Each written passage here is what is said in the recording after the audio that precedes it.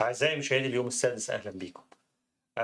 عارف إن كلكم بتحبوا الرياضة وعشاق للكرة في الكرة المصرية بالذات، الناس اللي عايشة حتى في كندا بيتابعوا أخبار الدوري المصري وأخبار الكرة المصرية باهتمام شديد جدا. إحنا بنلاحظ في خلال السنين القليلة اللي فاتت في تراجع شديد للكرة المصرية، في تراجع شديد للدوري المصري مقارنة بالدوريات الأفريقية اللي موجودة والعربية. في تراجع شديد في ملفات كتيرة قوي في الكرة المصرية، يعني على مستوى الاحتراف ما عندناش غير عدد محدود على الصوابع في البطولات الأوروبية، محترفين في الخارج، قصاد كده أعداد كبيرة من الفرق الأفريقية والعربية بيحترفوا دلوقتي في الدوريات الكبرى في أوروبا وأمريكا وكندا.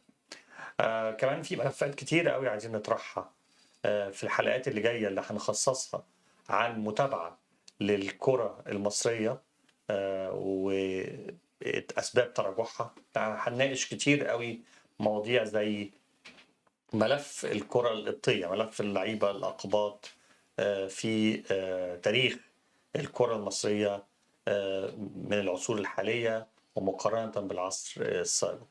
هنناقش ملفات كتيرة زي ملف اللعيبة المصريين في الخارج، لأنه في اتجاه كبير نحو الاهتمام بيهم وده ما كانش موجود قبل كده. في ملفات كمان هنطرحها زي الناشئين ومستوى الاهتمام بالناشئين في مصر، هل هو في انحدار وأسبابه، ونتناقش في الموضوع ده. كمان هنطرح أسئلة كتير قوي عن غياب الجماهير وتأثيره على الكرة بصفة عامة والفرق المصرية بصفة خاصة. هنتكلم في مواضيع كتيرة قوي قوي قوي عن اختيار المدربين، عن دور الرياضة ودعمها والاقتصاد اللي بيحصل من خلال الرياضة، والملفات دي كلها هنفتحها في مجموعة حلقات، مش هينفع نبقى في حلقة واحدة تكفيها. وهيكون معايا في الاستوديو الناقد الرياضي ولعيب قديم للاتحاد السكندري، هو الأستاذ مدحت موريس. ده هيكون معانا في الاستوديو في كل الأوقات بتاعت الحلقات بتاعتنا، وهيكون معانا في الحلقات دي برضو عبر خدمة الزوم من مونتريال الأستاذ ماجد الليوي، وهو يبقى نجل اللعيب النادي المصري البورسعيدي ومنتخب مصر الأستاذ منير جرجس الليوي في الستينات من عصر مصر المزدهر في الكورة في الوقت ده. خلينا نرحب الأول بضيوفي النهاردة في الاستوديو. معايا الأستاذ الناقد الرياضي مدحت موريس. أهلا بيك يا مدحت في اليوم السادس. طبعا انت ضيف عزيز علينا الله واحنا يخليك. سعداء ان انت معانا النهارده، وملفات شائكه. عارفين ان انت عندك من الخبره ومن النقد ومن الستاتستكس، يعني تقدر تفيد الساده المشاهدين والناس اللي بتحب الرياضه بصفه عامه. إن شاء الله حنتكلم ويمكن نقدر نقول حاجة، يمكن نقدر نكشف نقط كتير مفروض إنها تتصلح من سنين. اكيد اكيد. معايا برضو عبر الزوم ضيفنا من مونتريال الاستاذ ماجد الليوي. اهلا بيك يا ماجد. مساء الخير يا دكتور، ومساء الخير يا أستاذ مدحت. بمسي عليكم وعلى كل أصدقائنا المتابعين. تمام. وبرضه معانا هيبقى عبر التليفونات ناس كتير قوي حابه تشارك. هيبقى في رقم موجود على الشاشه بفكركم بيه 289 274 8011. الرقم ده اللي بيطلع على الشاشه كل شويه. في ناس كتير قوي ممكن تشارك معانا تقول لنا رايها في اسباب انحدار الكره المصريه بصفه عامه، وفقدان هوية الدوري المصري بصفة خاصة، وأسبابه الكتيرة اللي هنتناقش فيها خلال الحلقات دي. عايزين الموضوع يبقى مش بس حوار في الاستوديو أو من خلال الزوم، حابين كمان نسمع ليكم والوجهة نظركم، لأن عارف إن الناس كلها بتحب تقول رأيها في الكورة. لانه في حاجات كتيره قوي بقت مستفزه، بالذات بعد ماتشات الكبرى اللي احنا كنا بنشوفها زي الاهلي والزمالك ريسنتلي. في حاجات كتيره ما بقتش مستساغه للمشاهد اللي كان بيتمتع بان هو يتفرج على ماتش كوره. دلوقتي بقت الحاجات في انحدار رهيب في المستوى، في الذوق، في اخلاقيات الكوره اللي احنا كنا بنتمنى نشوفها زي ما كنا متعودين واحنا شباب صغير بنتفرج عليها. عشان ما اطولش عليكم ونبتدي نخش في تفاصيل، لان عندنا تفاصيل كتيره وملف كبير. لو ابتديت بضيفي في الاستوديو الناقد الرياضي مدحت موريس، ايه اللي انت شايفه للكره المصريه في الوقت الحالي في عجاله؟ ايه اسباب انهيار الكره المصريه؟ يعني مبدئيا مش عايزين نستخدم كلمة انهيار، لأن برضو وفي وجود بارقة أمل في بعض تمام. الاتجاهات. مم. ولكن تقدر تبتدي من 2011. مم. عنصر من عناصر اللعبة أصبح ليس له وجود: الجمهور. مم. عنصر أساسي. أصبح من 2011 ل 2023 12 سنة في جيل كامل من اللاعبين ما يعرفش يلعب في وجود جمهور، أو ما مم. أخدش خبرة اللعب في وجود جمهور. طبعا. الجيل ده لما بيلعب بره في وجود جمهور أكيد هيتأثر سلبيا. مم. يعني متخيل 12 سنة اللاعب اللي كان عمره مثلا 18 سنة 2011 أصبح عنده 30 سنة النهاردة وما لعبش بجمهور. ده واحده من ضمن الحاجات التكنيكس اللي بيعملوها عشان يحمسوا الفريق، انهم بيدوا له مثلا اصوات الهتافات بتاعه الفريق التاني عشان وهو بينزل لما مهما يروح يلعبوا في ارضهم. يعني انت متخيل الفرق في اوروبا وصلت لايه واحنا ما عندناش ايوه، حساسيه التفاعل مع مع الجمهور الفارق الكبير بين الجمهور الحي فعلا في ده الملعب وبين بين الاصوات. الاصوات اه التسجيليه. بس بقول لك بيدربوهم على كده ايوه، في الفرق قصدي، يعني عشان عشان يقدر يستوعب يتقبل رد الفعل. وانه يثبت ما يتهزش مم. عصبيا ونفسيا. مم. طب ده ازاي؟ خلاص ده في جيل اصبح على وشك الاعتزال ما لعبش بجمهور في الملعب. 12 سنه ايوه، فعلا. مم. فدي نقطه مهمه جدا، اكيد ليها تاثير على اللاعبين. مم. برضو احنا بنمر بنقط كده. الاداره مم. النهارده يعني باستثناء النادي الاهلي نعم. اللي في عنده اداره مستقره، مم. معظم الادارات اللي في الانديه الكرويه في مصر اما انها بتتغير باستمرار مم. وتتشكل لجان مؤقته تدير النادي، او انها بتدار بواحد فقط، برئيس مم. مجلس اداره فقط. مم. يعني في مجلس اداره ولكن بتدار عن طريق واحد فقط اللي هو رئيس مجلس الاداره. مم. في اكثر من نادي في مصر لا تعلم من هو مجلس اداره، ولكن بتدار بقرارات فرديه مم. او بالتمرير. مم. عدم الاستقرار بصفه عامه هو اللي بيخلق الجو ده طبعا. شوف عدد المديرين الفنيين في الدوري المصري على مدار الموسم اللي فات اتغيروا كام؟ مم. حوالي 4 أندية اللي ما غيروش، و14 نادي منهم بعض الأندية غيرت المدربين مرة واثنين وثلاثة. مم. طب ما دي حالة عدم الاستقرار. طب أنت متوقع إيه؟ نفس الكلام للمنتخب المصري، يعني ده اكتر منتخب مره ما هو بيغير كل ما هو سنتين. منتخب مصر يعني نتاج للفرق ما هي المصريه. بقول لك، ما هنا مم. يقع على يعني اللي بيحصل ده بسبب هنا الإدارة. مم. هي الإدارة في سوء إدارة، كل ده لازم يحصل. مم. اتحاد الكره المصري توصفه في ايه في سطرين؟ لو انت اتحاد بتكتب الكرة كلمه عن المصري الاتحاد أنا مش المصري. عارف في يعني أنا مش لاقي له قرارات مم. أساسا. مم. فقد هويته.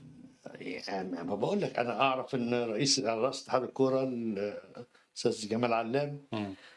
من لاعبي الكوره في بركات وحازم امام، حازم امام. واعتقد ان الاثنين ما لهمش من الخبره الاداريه ما يجعلهم انهم يديروا مم. الكوره. مم. مم. لكن في نفس الوقت ما اقدرش اقول ان ان الموجودين الاخرين انا ما اعرفهمش، مم. ما اعرفش هم مارسوا الكوره ولا ما مارسوش. مم. فاذا كان لابد من وجود خبره اداريه فلابد ايضا من وجود فنيات. طبعا، لان زي ما انت قلت لو حد ما عندوش الخبره وبيدير، يعني لو مدير مستشفى وهو طبيب بس عنده خبره الاداره، هيبقى اكيد اكتر فاعليه من مدير مستشفى وما عندوش خبره الطب ده ومش فاهم اكيد، الموضوع نفسه. ده اكيد. زمان على ما اذكر في الستينات واوائل السبعينات كانت في ما يسمى باللجنه الفنيه، امم. اللجنه الفنيه لاتحاد الكوره. امم.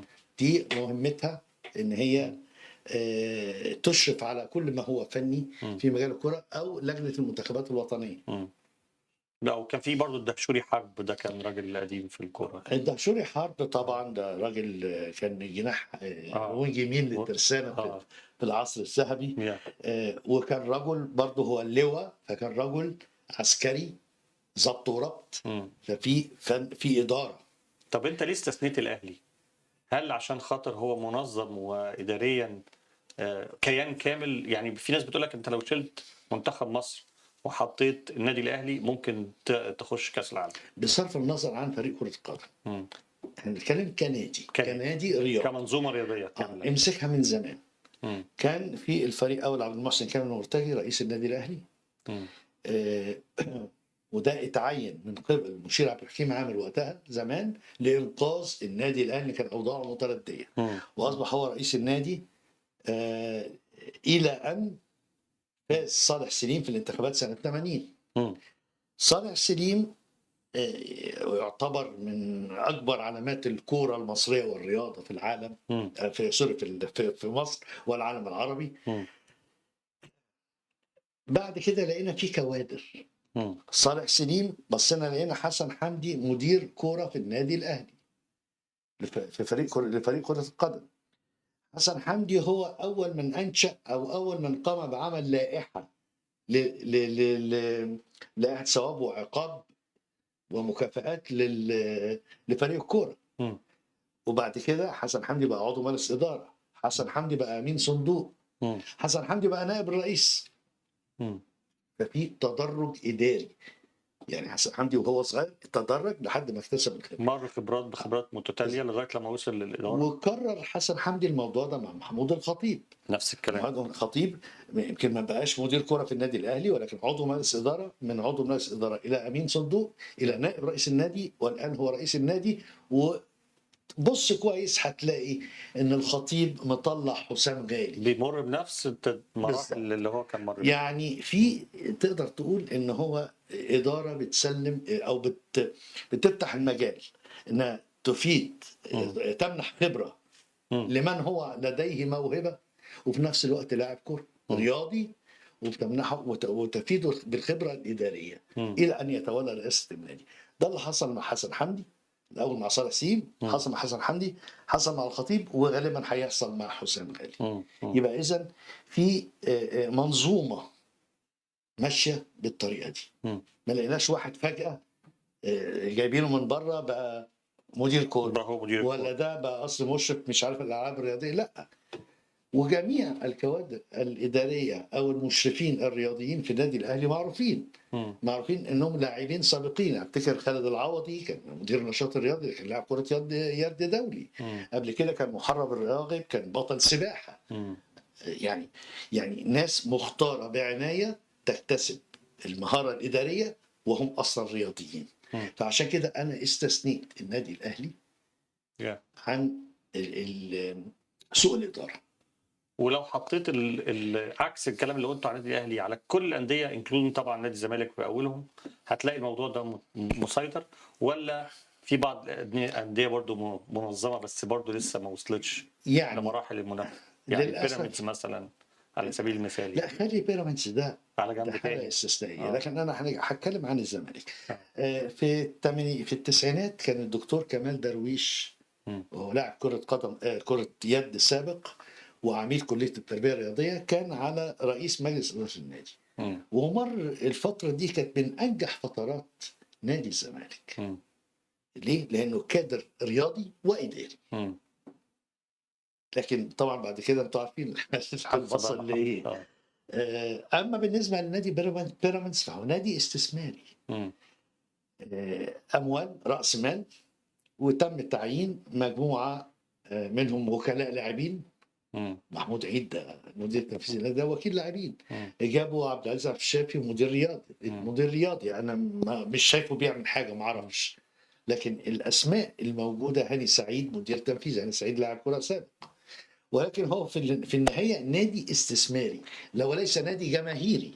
يعني هو الاستثمار السعودي تركي آل الشيخ لما دخل الرياضة المصرية، هل ده أثمر عن تحدث وتحسن الكرة؟ ما بقاش في منافسة بس بين الأهلي والزمالك، بقى في منافسة بين الأهلي والزمالك وبيراميدز، ولا تفتكر من وجهة نظرك هو أدى واحد من أسباب الانحدار أو الانهيار؟ أنت مش عايز الانهيار بس هي التراجع هي المنتخب تجربه المصري أو ليها الكرة المصرية. سلبياتها وليها ايجابياتها. مم. في البدايه كانت سلبياتها اكبر بكتير، لان كان اللي بيحصل ايه؟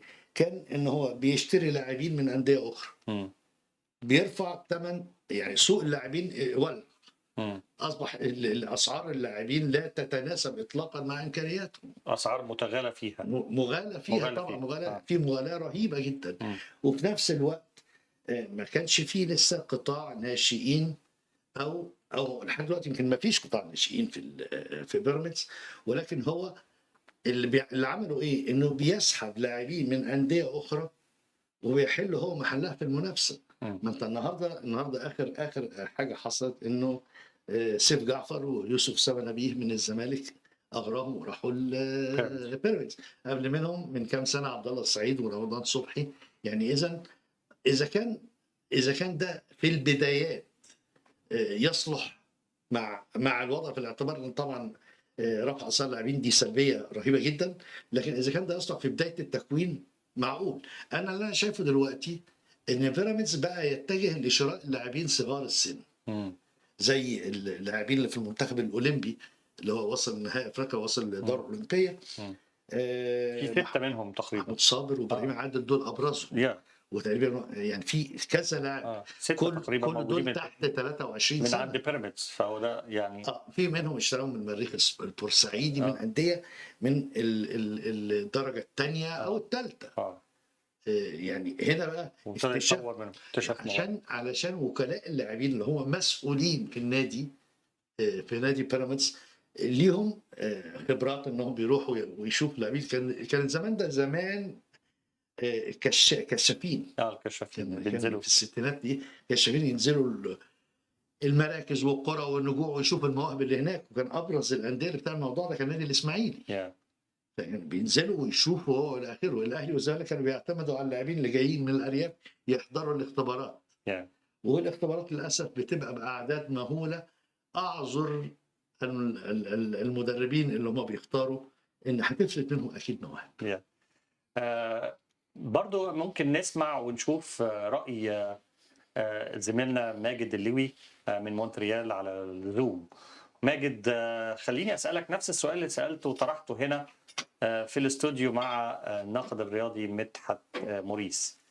انت شايف، طبعا انت شاهد عصر، يعني انت والدك واحد من ابرز اللاعبين الكرة المصرية وكقبطي، يعني كان منير جرجس الليوي واحد من مشاهير الكرة وكان قبطي، لكن ما كانش في الوقت ده الموضوع ان اللعيب قبطي او اللعيب مصري من اصل مش من اصل قبطي، ما كانش الموضوع ده يعني يثير جدل زي دلوقتي. انت شايف من منظور ان انت شاهد عصر وشاهد على عصر قديم كانت الكرة المصرية في تطور فيه شديد، وكانت هي اساس الكرة في المنطقة العربية. يعني دلوقتي لو قارنا المنتخب السعودي او الدوري السعودي بالدوري المصري، اكيد في فوارق كبيرة دلوقتي. في الوقت اللي كان فيه الوالد هو اللي بيطلع للدول العربية عشان يطور الكرة في البلدان العربية. فايه رأيك انت في الموضوع بتاع من وجهة نظر مدحت، بلاش نقول انحدار، تدهور او تقهقر او تراجع للكرة المصرية في الوقت الحالي؟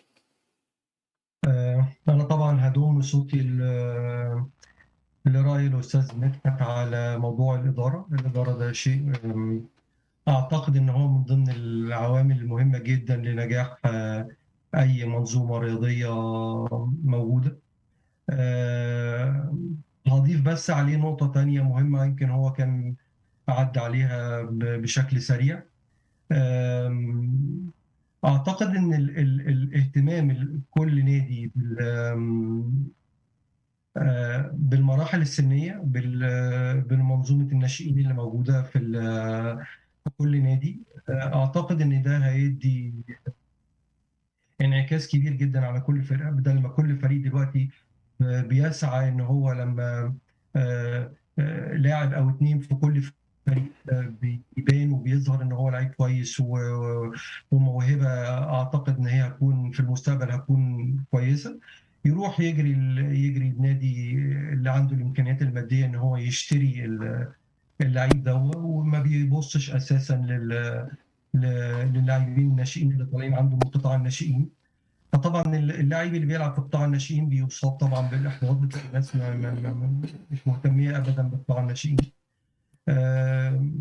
واعتقد ان من اكبر الانديه اللي كانت ماشيه كويس في فتره الثمانينات ومهتميه جدا بقطاع الناشئين وعملت فريق كويس جدا، اعتقد ان هو نادي المقاولون العرب. اعتقد نادي المقاولون العرب كان من اقوى الانديه اللي موجوده في مصر اللي عندها قطاع ناشئين كبير جدا. كان بيطلع الناشئين بيلعبوا من سن صغير بيلعب. واعتقد ان في الفتره دي نادي المقاولون العرب كان وصل بيلعب بقى في افريقيا كل سنه وبينافس على البطوله، بينافس على بطوله الدوري وبينافس على بطوله الكاس بفرقته بلعيبته اللي طالعه من القطاع بتاعته. لكن للاسف بعد كده اللي حصل ان كل ما بيظهر لعيب صغير بيجري النادي عنده امكانيات كبيره بيجري ان هو يشتري اللعيب ده، وسواء اذا كان استفاد منه او ما استفادش منه فبيتم تفريغ الانديه. عشان كده بتلاقي انك انت الدوري بتلاقي عباره عن فريق او اتنين المنافسه موجوده فيه، لكن بقيه الانديه بتبتدي تفكر من المركز الثالث والرابع، لكن ما حدش بيفكر في المركز الاول والثاني. عامل الاداره بالمجموعه غير متخصصه في الاداره، تجمع بين الاداره والفنيات في نفس الوقت. اعتقد ده من ضمن العوامل اللي ادت الى تراجع المستوى. وزي ما انت قلت في الفتره بتاعت السبعينات والثمانينات اوائل الثمانينات كانت الانديه في جميع دول الخليج بينزل مصر بالذات، وممكن شمال افريقيا مغرب وتونس والجزائر، بس اللي انا اعرفه ان هو كان بينزل مصر بالذات بيختار مدربين يتم زي ما انت بتقول بيشتغلوا في الانديه الخليجيه. دلوقتي وصل لمرحله ان الانديه الخليجيه دلوقتي كلها بتستقطب مدربين من البرازيل ومن اوروبا لارتفاع المستوى.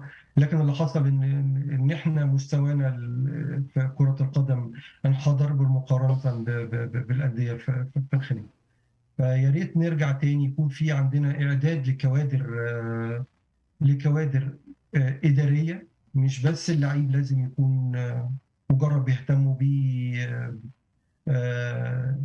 في التدريبات وخلاص. لازم اللعيب ده يكون اهتمام بيه من جميع النواحي، ثقافيا ولغويا، لان هو اللاعب علشان خاطر يحترف بيواجه مشكله كبيره جدا في الاحتراف، عدم قدرته على التواصل. ليه لعيبه شمال افريقيا المغرب وتونس والجزائر وافريقيا، سواء الناطقين باللغه الفرنسيه او الناطقين باللغه الانجليزيه بينجحوا جدا في الاحتراف، لان عندهم المقدره العاليه على التواصل باللغه دي. احنا للاسف كلاعيبه كوره ما عندناش. فعشان كده لازم الاداره سواء من وزاره الشباب والرياضه للانديه نفسها ان يتم العمل والشغل على اللعيب نفسه من كل النواحي، من النواحي الفنيه والنواحي الثقافيه والنواحي التعليميه. عشان كده تطلع طب يا ماجد كادر معلش رياضي جيد وكادر هستأذنك اداري جيد. هستأذنك جالنا تليفون هناخد مكالمة. بفكركم ان احنا عندنا رقم على الشاشة 289-274-8011 لمشاركة كل السادة المشاهدين اللي عاجبهم موضوع الحوار وعايزين يتفضلوا بمداخلتهم. اهلا بيك، اهلا وسهلا. الو، انت معانا على الهواء. اهلا اهلا وسهلا، تعرف اسمك وتقول لنا ايه رايك في الموضوع. اهلا بيك. الو الو، اهلا معاك. ايهاب تتاب معاك ايهاب تتاب. اهلا استاذ ايهاب، ازي حضرتك؟ احنا بنتكلم عن موضوع الرياضه في مصر والكوره بصفه خاصه. هل هي في تدهور وايه اسباب التراجع من وجهه نظرك بصفه عامه؟ احنا معانا هنا مدحت موريس ناقد رياضي، ومعانا ماجد الليوي ابن كابتن مصر السابق منير جرجس الليوي. اهلا بيك يا ايهاب. اهلا بيك يا مجدي وبضيوفك. هي الموضوع متشعب، يعني احنا دلوقتي كان مصر من ضمن الدول المتقدمه جدا كدول افريقيه وعربيه في الكوره، لكن حصل تدهور جامد.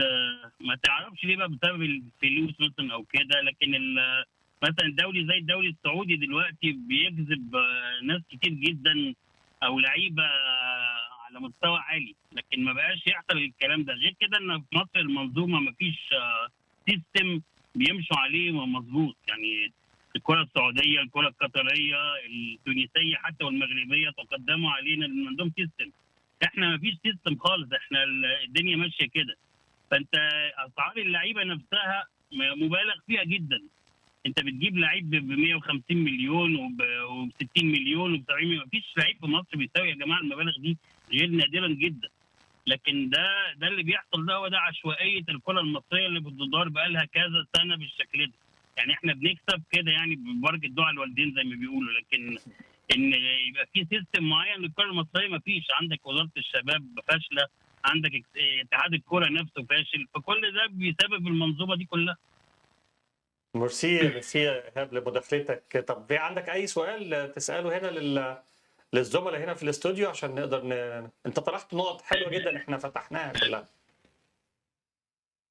انا عندي كام سؤال برضه، ان اللعيبه فين؟ اللعيبه المسيحيين في الموضوع. احنا زمان كنت اتابع مثلا على محسن عبد المسيح في الاسماعيلي، هاني رمزي كان في المنتخب. اي نعم ما كانوش عارفين هو مسيحي ولا مسلم ساعتها، لكن في ناس كتير قوي عندنا حريفه كوره. ليه ما بياخدوش فرصتهم؟ ليه الانديه متعنته جدا؟ يعني احنا بنشوف دلوقتي مثلا وادي دجله مثلا بيدوا مساحه شويه ويشوفوا المواهب، لكن في انديه تانية مقفوله خالص اللي هي الانديه الجماهيريه، الاهلي والزمالك الاسماعيلي الاتحاد المصري. دي ما تلاقيش فيها خالص لعيب ولا واحد لعيب. هل فعلا احنا ما عندناش اي لعيب يستاهل يلعب في الدوري الممتاز؟ ازاي يعني الكلام ده يا جماعه؟ دي لازم نناقشها دي، ولازم تناقش على مستوى الدوله كلها ومؤسساتها. ما ينفعش ان احنا كل اللعيبه ما يلاقوش مجال ليهم ويجوا يلعبوا بره. بعد كده نكتشف ان في لعيبه كويسه قوي بره واخده جنسيه بلد ثانيه وبتلعب باسمها وهم اصلا مصريين. ليه كده؟ عندك المغرب بيشوفوا اللعيبه اللي عندهم بره المحترفين، بيجروا وراهم ويجيبوهم قبل ما ياخدوا يلعبوا بجنسيه الدوله اللي بيلعبوا بيها الاول. فانت لازم الاول تجيب الناس دي تشوفها، وفي كشافين يدوروا على الناس دي ويشوفوهم ويطلعوا اللعيبه دي اللي لما بتلعب في الانديه الاوروبيه والانديه اللي بره ويجيبوها تلعب عندنا في المنتخب بالذات. لكن انت الدوري الممتاز عندك ما بيفرضش اي لعيب. ازاي يعني المنظومه الكرويه مش مطلعه لعيب واحد ربنا مسيحي يلعب في الدوري الممتاز كله؟ ازاي يعني؟ ده كان سؤالي لضيوفك الافاضل يعني. شكرا ليك يا استاذ ايهاب كساب، مشاهد ومتابع لليوم السادس. بشكرك وهنحاول نرد على اجاباتك واسئلتك باجابات شافيه ان شاء الله. وفي نفس الوقت بشكرك على مداخلتك، لانه الموضوع اللي انت طرحته تقريبا نفس الاهداف اللي بنحاول نوصل لها ونطرحها النهارده في البرنامج. بشكرك يا ايهاب. انا هاخد بس من كلام ماجد الليوي للاستاذ مدحت هنا في الاستوديو. ماجد بيقول ان احنا مش مجهزين للاحتراف. اللعيب عندنا ما عندوش عامل اللغه يعني فتحه، وبنشوف اسامي كتير قوي من اللعيبه راحت وما قدمتش نجاح. احنا عندنا هنا محمد صلاح دي اكسبشن، انما الباقي. ومحمد صلاح برضو في الاول كان الانجليزي بتاعه ولغاته ما كانتش، لكن هو عنده استعداد انه يشتغل على اللغه في اللعب وما بقاش عنده مشكله في الكوميونيكيشن. انت شايف الموضوع ده ازاي؟ هو طبعا ماجد معاه حق في موضوع اللغة، لكن الموضوع مش موضوع لغة وبس. الموضوع برضو التزام. اللاعب المصري بكل أسف بيجني أموال طائلة هنا في مصر دون التزام. سهر، مش عايز اقول اكتر من كده، حريم نسوان عادي. اتفضل عادي، احنا نتكلم براحتك. عدم التزام. يعني هناك بقى لا، انت بتنام الساعة كذا، مواعيد في التدريب، مواعيد مواعيد للسهر في التدريب، الويك اند، غير مواعيد كده مفيش. مواعيد الاكل والحفاظ على الوزن الى اخره. كل دي القياسات دي موجوده باستمرار. اللعيبه المصري للاسف ما اخدش على كده. ف اللغه ده عامل، لكن العامل الثاني عدم القدره على، بيقول لك ايه، هم بيقولوها بطريقه ظريفه قوي، عدم القدره على التكيف. طب انت رايح، انت رايح ليه؟ زي انت مثلا لما تيجي تسافر للخليج تشتغل بالظبط، انت رايح بعقد عمل للخليج، للخليج، للسعوديه، قطر، بتصحى الساعه 6 يعني. الصبح عشان تقعد ساعتين في الشارع عشان بالظبط، تقعد انت مواعيد شغلك من كذا في لكذا. الدوام بتاعك. اه ايام مصر كنت بتروح متاخر وتقول لهم على قد فلوسكم. واجازه عارضه ومش عارف ايه وايه وايه. فالنقطه غير اللي قاله ماجد بالنسبه للغه، عدم التكيف او ما يسمونه عدم التكيف، وهو عدم الالتزام. اللاعب المصري غير ملتزم. طب هو بيحسبها كويس، بيروح يسافر بره يقضي كم شهر، يقول لهم لا مش قادر ويرجع، ما مش قادر ابعد عن اهلي، مش قادر، بحبك يا مصر، خدت بالك؟ وبعدين يرجع هنا بعقد محترم وخلاص. طب وبيعمل اللي هو عايزه خلاص، هيسافر ليه؟ وعنده كمان جماهير بقى حواليه وبتاع. حضرتك جالك هو هناك يروح ما حدش يعرفه. عقد في السعوديه ب 10000 ريال. جم في مصر اقول لك خد يا حبيبي 120000 جنيه في الشهر، هتسافر ليه؟ طبعا. وفيلا ولا غيره. طب تسافر ليه؟ فدي نقطة برضو تانية، عدم الالتزام، وهي نقطة مهمة جدا بعتبرها الأهم على الإطلاق، الالتزام. شيكابالا رجع عدم التزام. عبد الستار صبري رغم كفاءته ده كان في بنفيكا، كان بنفيكا البرتغالي. كان مدربينه بيقولوا ان انت هتبقى قصة تانية مش الكرة في العالم. يعني مش حسام ابراهيم، ما تقوليش جينا عشان ننقذ النادي الاهلي، مش دي كلها شغارات. خدت بالك؟ اخرهم عاشور ريستلي يعني. امام عاشور. صلاح اشتغل على نفسه، النني اشتغل على نفسه، مع ملاحظه نقطه مهمه جدا. محمد صلاح والنني كانوا من غير لاعبي الاهلي والزمالك. حلوه النقطه دي. يعني ما كانش عندهم، يعني لو انت بتقول انه لو ربنا كرمهم انهم ما راحوش الاهلي او الزمالك، من حسن حظ محمد صلاح انه اترفض في الزمالك، ما راحش نادي الزمالك. ماجد الليوي، ايه رايك في اللي بيقوله مدحت في النقطه دي؟ هنرجعها تاني لنقطه الانديه بتعمل ايه مع لاعيبتها. هناك مثلا في اوروبا او في الدول اللي بيتم فيها الاحتراف، القصه مش كلها ان هو بيحضر التمرين وبيروح ينام وملتزم بالتدريب وخلاص. لا، ده عنده برنامج اخر غير الملعب نفسه. بيتعلم ازاي يتعلم اللغه، يتعلم ازاي يتعامل مع الاخرين، بياخد دورات في كل المجالات، ازاي يرد على الاعلام، ليه تكنيكس ازاي يرد على الاعلام. يعني النهارده انت يعني بعد 5 أو 6 ماتشات أو 7 ماتشات لعبها إمام عاشور، الناس كانت منبهرة بيه في أول مباراتين، سجل هدفين لكن تعال اتفرج عليه النهارده لما وقف في المؤتمر الصحفي أو كانوا بعد المباراة كانوا بيعملين معاه لقاء، ما فيش، مش قادر يتواصل للأسف يعني. غير لما تلاقي محمد صلاح قول الانجليزي سهل انك انت تتعلم لغه انجليزيه، لكن الفكره فكره ان هو حتى لما احترف في الدوري الايطالي يبقى بيتكلم ايطالي، يعني كان بيشتغل على نفسه في اللغه الايطاليه. وعجبتني قوي النقطه اللي ركز عليها الاستاذ مدحت لما بيقول لك ان محمد النني ومحمد صلاح ما كانوش من لاعبين الاهلي والزمالك، ودي حاجه يعني برضه هرجع اقول تاني، دول كانوا من نادي المقاولون العرب، اول نادي في مصر. انا شايف من وجهه نظري ان كان في اداره تعمل على وجود لاعب بيشتغلوا عليه من قطاع الناشئين. طيب انا عشان وقت البرنامج نفسي افتح بعد اذنك عايز اقول على كلام ماجد. اداره المقاولين العرب اللي هي من سنه تقريبا 77 لما وصلوا الدرجه الاولى، قبلها نفس هذه الاداره هي التي قادت الاسماعيلي الى الفوز ببطوله افريقيا سنه 1970 قبل قيام الاسماعيلي والمقاولون العرب دول يعتبروا ولاد عم يعني. غياب نادي المقاولين عثمان العرب. احمد عثمان. عثمان احمد عثمان أحمد أيوة. عثمان. فهذه الإدارة هي اللي قادت الإسماعيلي في السبعينات وقت توقف الكرة بعد نكسة 67، وأصبح فريق الإسماعيلي تقريبا هو الممثل الوحيد لمصر، وهو تقريبا هو المنتخب القومي. طب هنيجي لتوليفه الدوري المصري في الاوقات دي تاريخيا والوضع الحالي، يعني ادارات الفرق المصريه والدعم المادي اللي بتاخده والوضع الحالي في الادارات المصريه. بس انا عشان الاستاذ ايهاب كساب لما طرح الملف القبطي، وانت يا ماجد والدك واحد من متهيألي اوائل الاقباط، او في قبل كده، لا، في قبل كده، في قبل كده اسامي، بس واحد من اشهر الاقباط اللي كان ليهم دور في بورسعيد والدوري المصري وفريق المصري البورسعيدي، وكمان كان ليه دور في التدريب في الدول العربيه كشاهد على عصر الوالد. يعني كلمنا شويه عن الملف القبطي في الكوره لحد ما ارجع للمرجع بتاعي هنا مدحت في الموضوع ده.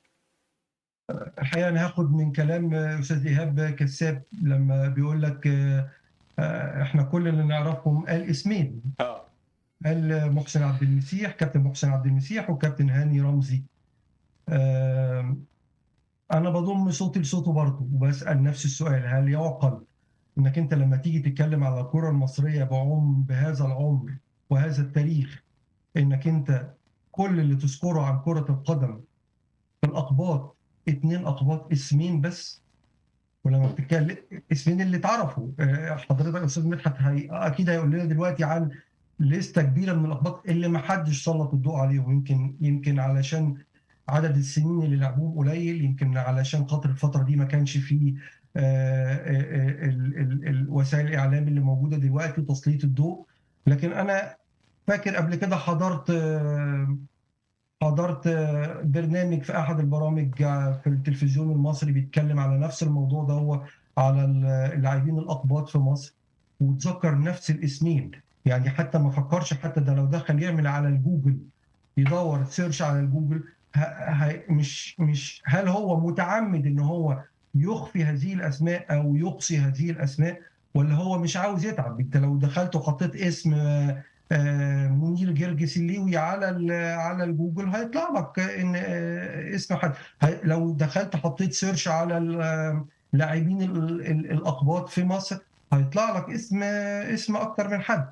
لكن انا حاسس ان في اقصاء متعمد. زمان الموضوع ما كانش كده، ما كانتش دخلت حته.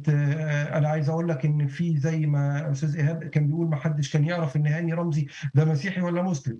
في الفتره بتاعت الستينات ايام ما كان الوالد بيلعب يعني، او قبل كده كمان، ما كانش حد بيفكر في الكلام ده. يعني كان في ناس كتير بتفتكر ان اسمه محمد الليوي. يعني كابتن محمد لطيف في احد المباريات هو قال ان اسمه محمد الليوي، الى ان حصل موقف ما، وبعد كده طلع في احد البرامج تاني بعد كده وقال ان اسمه منير جرجس حنا الليوي. ف هل اللوم يقع على مين؟ اللوم يقع على هو مش معقول برضو مفيش دولة كاملة ما فيهاش لاعبين أقباط عندهم مواهب، لكن ده هيتضم دكاترة الجامعة والمستشارين، هيتضم الحاجات دي كلها. هنفتح على نفسنا فتحة إن زي ما فيش اهتمام أو ما فيش مجال لوجود الأقباط أو إقصائهم بشكل أو بآخر، يبقى في تعمد للإقباط. بس أنا برضو برجع تاني وأقول إن مش بالضروري إحنا نفسنا كأقباط علينا عامل كبير ان احنا قصرنا في حق نفسنا، احنا اللي ما اندمجناش في المجتمع بشكل وما زلنا قفلنا على نفسنا وعملنا نفسنا بابل للاسف. في جزء الرياضه بالذات بقى في نوادي الكنيسه وفرق الكنيسه نتيجه الاقصاء بقى في رد فعل داخلي من الاقباط انهم بيلعبوا مع نفسهم وبيدخلوا رياضات خاصه بيهم داخل الكنيسه وداخل النادي الكنيسه وكده. يمكن يكون ده واحد من ضمن الاسباب.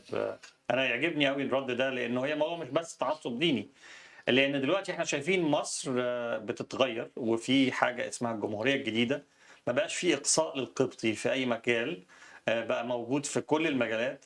لكن نتيجه انا بحاول اربط ده بسوء الاداره في الكوره. واحده من ضمن الملفات نتيجه سوء الاداره هو مش بس ما بياخدوش لعيبه اباط مميزين، ما بياخدوش لعيبه مسلمين مميزين، ما فيش لا ده ولا ده، لان احنا عندنا وضع اداري يعني في حاله من التقهقر والتاخر، مش قادر يختار كوادر مظبوطه عشان تقدر تطلع لعيبه ناشئين او لعيبه محترفين بشكل كويس، سواء كان مسلم او قبطي. هي دي المشكله الاساسيه. كمان في فاكتورز تانية، هو زي ما انت قلت ان احنا كاباط او الاباط نفسهم يمكن بعاد عن الساحه نفسها. ايه رايك مدحت في الموضوع ده؟ هو نتيجة للإحباط مم. أصبح هناك رد فعل سلبي، وهو التقوقع أو ممارسة اللعبة داخل الكنائس، وأصبح هناك دوري كنايس زي ما كان في زمان دوري كرة الشراب، دوري الحارات. زي الحرارة او دلوقتي بقى في دوري كنايس وبقوا بيمارسوا اللعبة. لكن الجيل دي ملحوظة أعتقد ماجد هيوافقني عليها، الجيل الحالي يتمرد على هذا. الجيل الحالي من الأقباط الصغار الشباب يمكن جيلنا احنا يعني انا هقول لك على حاجه، انا رفعت ايدي اجيف اب في نادي الاتحاد لما حسيت ان الوضع مش سليم. خدت بالك بدون تفاصيل. وكنت عندي 14 سنه. ابتعدت خلاص. علاوه على انه وقتها كانت الفكر كله انت عندك دراسه، عندك اعداديه، عندك ثانويه عامه، سيب الكوره. اصبح دلوقتي في تشجيع لان في امتهان للكره، اصبح مش امتهان بمعنى مهنه. خدت بالك. بس قبل ما اطلع من النقطه دي انا عايز اقول على حاجه. باحصائيه بسيطه كده، على مدى قرن من الزمان هناك حوالي 23 لاعب كره قبطي. في معروفين يعني غير يعني ماجد بيقول محسن مسيح وهاني رمزي والاخ ايهاب برضه قال نفس الحكايه. في نفس الجيل ده كان في طارق فهيم في قناه، ناصر فاروق حارس مرمى غزل المحله، والاربعه دول باستثناء محسن، الثلاثه ناصر فاروق وهاني رمزي وطارق فهيم واشرف يوسف المنيا اللي راح الزمالك، الاربعه كانوا في فريق كابتن جوهري في المنتخب. صحيح مش كلهم لعبوا اساسي. طيب المخرج بس عايز يورينا حاجه ممكن نفتح نشوفها. انت في تليفون لا طيب في مقال عايز يوريه لنا، بيتهيألي ماشي مع الموضوع بتاعنا، هنقدر نحطه. دي مقال مكتوب عن ممكن طلب اسماء اللعيبه المسيحيين في الكره المصريه. زي ما انت قلت في 23 لاعب. ده في ناس كتير قوي اهو. جرجس نجيب ده في المحله، منير جرجس اللومي طبعا. ده احنا على فكره في حلقه مخصصه هتبقى عن ملف الاباط على فكره. انا عندي موقف طريف مش عارف ماجد يعرفه ولا لا. طب عايزين نعرف. لا خليه بقى. لا نسمعه دلوقتي. احكي لنا شويه عنه. في الدوري في الستينات كان طبعا مصر كانت فرقه مرعبه، بورسعيد. كان انا مش متذكر الفريق المنافس، بس حصل شغب في يعني بين لاعبين في ارض الملعب. كابتن منير ومعاه واحد من مصري واثنين لعيبه من الفريق المنافس ضربوا بعض، الحكم طردهم، وصدر قرار من الاتحاد الكره المصري بشطب الاربع لاعبين. واحد منهم منير. واحد منهم كابتن منير جرجس الليوي.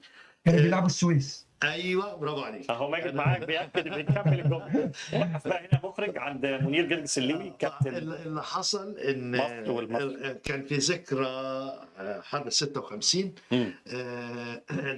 رئيس جمال عبد الناصر راح بيزور بورسعيد والقى خطبتين، واحده في الطلبه وواحده مش عارف فين. ففي اول خطاب سمع الجماهير بتهتف، ما بتهتفش عشان رئيس عبد الناصر، لا بيهتفوا. هو مش فاهم هما بيقولوا ايه. لا هو مش فاهم، بس هما كانوا بيقولوا الليوي والليوي. في الخطبه اللي وراها تاني يوم برضه نفس الهتافات، فقال لا ما ينفعش كده. فالمساعدين بتوع الرئيس نزلوا سالوا بقى في ايه فاكتشفوا الليوي يا ريس، الليوي يا ريس. زي المنحه يا ريس كده. ايوه. وبعد عوده الرئيس عبد الناصر وعرف بالموضوع، اعطى اوامره لاتحاد الكوره بالاكتفاء بعقوبه غير الشطب للاربعه، واللي من ضمنهم الكابتن. اللاعب الثاني اللي كان مع الوالد كان اسمه فاروق الدسوقي. هو بصراحه ما كانش من الاسماء الكبيره يعني. ما كان. ايوه فهو وبدليل انه الجمهور يا ماجد، شو بقى الجمهور هنا؟ طبعا ما تقوليش ان الجمهور البورسعيدي ما كانش يعلم ان منير ان الليوي ده مسيحي، لا كان عارف. ممكن مع كابتن لطيف ما يعرفش، ممكن لكن لطيف ما يعرفش. لكن شعب بورسعيد، لكن شعب بورسعيد بورسعيد كلها قد ايه. او بيتعمد ان هو يقول كده. لان أنا محمد لطيف برضه الله يرحمه يعني ما كانش فرقه. المهم شوف لما الجمهور البورسعيدي الليوي يا ريس، الليوي يا ريس، مالش فاروق الدسوقي يا ريس ولا ابراهيم ولا مين، مم. الليوي يا ريس، كم هو محبوب. مم. خدت بالك؟ هو كان شخصيه انا قابلته يعني صفه شخصيه. نعم. فطبعا ماجد معايا شاهد على العصر، بس انا لما قابلته هو فعلا شخصيه كاريزماتيك، يعني شخصيه لا يمكن اي حد يقدر يتكلم فيها على ان هو يعني يروح ناحيه دينيه او عرقيه، لان هو شخصيه جاده قويه ناجحه، اسلوب يعني اللي عايز اقوله شعب محترم. محافظه بالكامل بينده في وجود رئيس الدوله جمال عبد الناصر بيطالب بعودة او بعوده الليوي. آه. قد ايه تسوى قد ايه؟ يعني الله يرحمه كان نفسي اساله كان ايه شعورك وقتها؟ طب انا بس ماجد، عايز اكمل لك احكي لنا بقى بقيه انت ماجد القصه دي. القصه دي اتفضل. من الناحيه بتاعتك انت لا، هكمل لك بقيه كتجربه القصه دي لان هي اتفضل. تكملتها لطيفه جدا. ان بعد ما تم العفو عن الوالد يعني، ورجعوا لعبوا في الدوري. طبعا السنه اللي رجعوا فيها كان المصري طبعا طلع الاهلي من كاس مصر والزمالك من كاس مصر. وفي احد المباريات كان بيلاعب المصري، كان بيلاعب الاهلي وقت انتقال الدزوي. انت عارف الدزوي كان بيلعب في المصري في ايوه البدايه ايوه وانتقل للنادي الاهلي.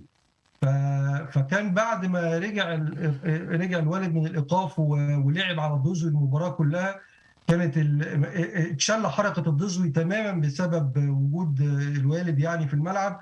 وكان الجمهور بيغني اغنيه قول لي عمل لك ايه، قول لي الدزوي اللي انت شاريه قول لي. ف... فدي كانت يعني حتى كان دايما صالح سليم، حتى افتكر لما كان بتيجي سيره الوالد، كان لما كانوا يلعبوا قدام النادي الاهلي يلعب قدام النادي المصري، ويبقى كان يبص لهم كده ويقول لهم شيلوا الحيطه دي من ورا صالح سليم. هو لانه كان قوي هو كان قوي البنيان. ايوه عارف انت كنت في اسكندريه يا استاذ مدحت، في اسكندريه من اقوى الاهداف اللي دخلت في مرمى الاولمبي. هدف شوطه من نص الملعب انقذت المصري من الهبوط للدرجه الثانيه. مش عارف انت تفتكر المباراه دي ولا لا؟ لا كنت صغير يا ماجد. ممكن.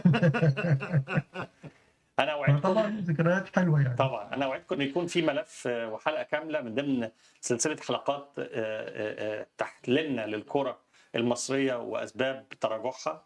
هيكون في حلقه مخصوصه عن ملف الاباط، وكمان عايزين نفتح ملف المصريين بالخارج. موضوع التحكيم ده موضوع كمان مهم خالص، يعني لانه هي في نقطه عايز اقولها. في مهزله بتحصل فيه. انا منذ ان وعيت على الحياه ما فيش لاعب كره قدم دولي تحول الى التحكيم الا عز الدين يعقوب لاعب الاولمبي.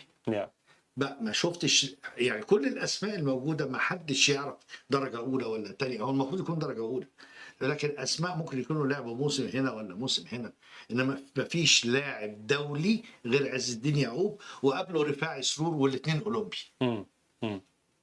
دي نقطة مهمة جدا، اللاعب الدولي لما يتحول إلى التحكيم تفرق كتير. طبعا. عشان وقت البرنامج النهارده انا بشكركم على الحلقة دي النهارده. طبعا أول حاجة بشكر ضيوفي، أبتدي بضيفي من الزوم الأستاذ ماجد اللوي ابن أو نجل كابتن مصر والنادي المصري البورسعيدي الأستاذ منير جرجس اللوي، ومعايا كان في الاستوديو بشكره الناقد الرياضي مدحت موريس. بشكركم النهارده. بشكرك يا ماجد. اشكركم جزيلا.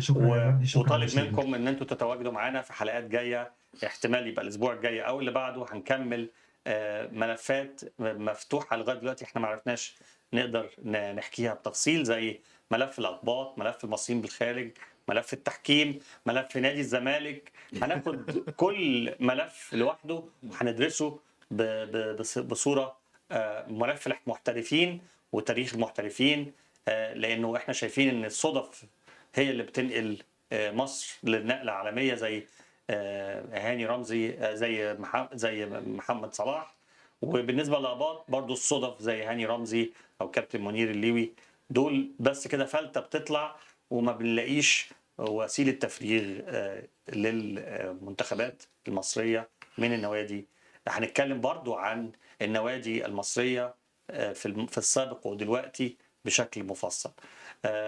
اعزائي مشاهدي اليوم السادس، بشكركم ان انتم كنتم مشاركين معنا في الحلقه دي النهارده، ونتمنى مزيد من المشاركات في حلقه عن او سلسله حلقات عن تدهور وتراجع الكره المصريه. شكرا لكم، تصبحوا على خير.